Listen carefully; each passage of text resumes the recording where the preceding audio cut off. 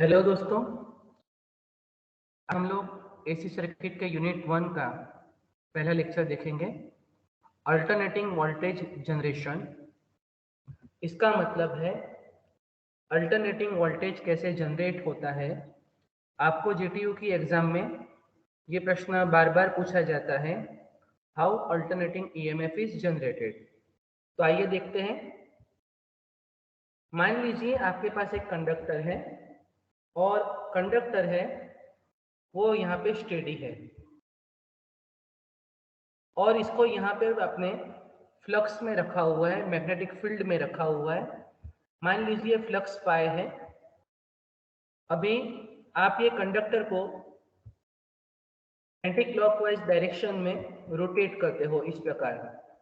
तो दोस्तों हमने डीसी सर्किट में फैराडेज लॉ पढ़ा था कि जब भी कंडक्टर के साथ में जो फ्लक्स लिंक होता है उसमें अगर चेंज होता है तो ईएमएफ इंड्यूस्ड होगा।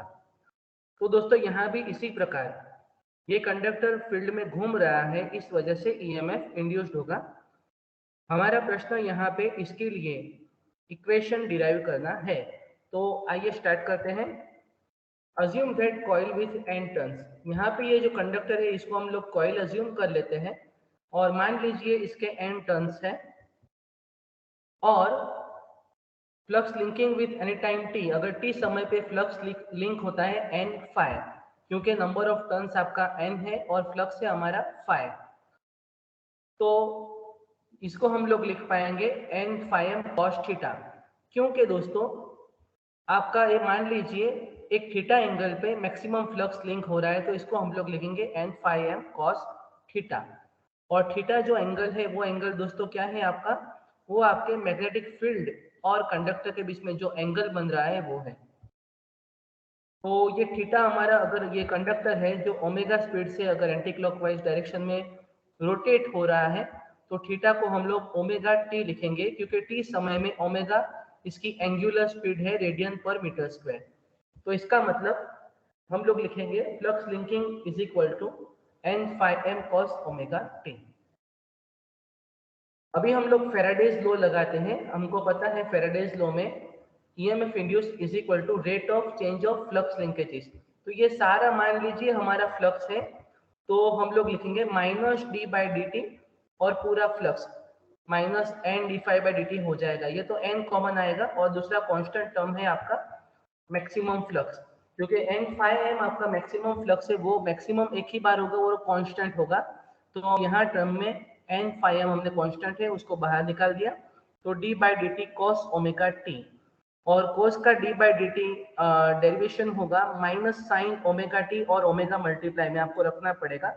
अगर कॉस टी होता यहाँ पे D by D T cos T तो माइनस साइन टी, लेकिन यहाँ पे मल्टीप्लीकेशन में ओमेगा है तो साइन ओमेगा टी माइनस में आएगा, और मल्टीप्लीकेशन में ये टी का जो मल्टीप्लायर यहाँ पे ओमेगा है वो यहाँ पे हम रखेंगे। तो ये टर्म को हम वापस लिखेंगे तो ये होगा माइनस माइनस दोस्तों प्लस हो जाएगा एन फाई एम ओमेगा। ये आप कह सकते हो कि ये कुछ मैक्सिमम फ्लक्स जैसा दिख रहा है, लेकिन हम इसको आगे और देखते हैं। तो हमारी इक्वेशन मिला E is equal to N phi M omega sine omega T. तो दोस्तों ये हमारी पोजीशन है, ये इनिशियल कंडीशन है 1 1, और कुछ टी समय के बाद में मान लीजिए थीटा एंगल बन रहा है और हमारा इक्वेशन मिला N phi M omega sine omega T. हमारे ईएमएफ के लिए इक्वेशन मिल गया। तो अभी दोस्तों मान लीजिए यहाँ पे 90 एंगल है, तो साइन 90 का वैल्यू 1 होता है, वो हमको पता है, साइन 0 0 और साइन 90 1। तो ये जो आएगा EMF N phi M omega वो मैक्सिमम वैल्यू आएगा ईएमएफ का। ये इक्वेशन मैक्सिमम कब होगा दोस्तों, जब साइन ओमेगा टी का वैल्यू 1 होगा तभी। तो साइन ओमेगा टी 1 लेते हैं तो ये आपका ईएमएफ मैक्सिमम आएगा, तो उसको हम ईएम लिख सकते हैं। अभी मानिए कि maximum due to maximum change in flux, flux link होना और फ्लक्स का चेंज होना दो चीजें में फर्क है, और यहाँ पे हम चेंज इन फ्लक्स को कंसिडर करते हैं, वो आपको पता है। तो हम लिखेंगे मैक्सिमम ईएमएफ, ये जो आया ये हमारा मैक्सिमम ईएमएफ है, EM is equal to N phi M omega. 0 से अगर 90 डिग्री पे गया तो वो चेंज मैक्सिमम होगा दोस्तों, इसलिए यहाँ साइन 91 आया और EM is equal to N phi M omega आ गया। अभी n phi m omega is equal to em है, आपके मेन इक्वेशन में रखते हैं। हमारा मेन इक्वेशन क्या था? E is equal to n phi m omega sin omega t, तो E is equal to em sin omega t। तो ये दोस्तों आपके अल्टरनेटिंग ईएमएफ का इक्वेशन है।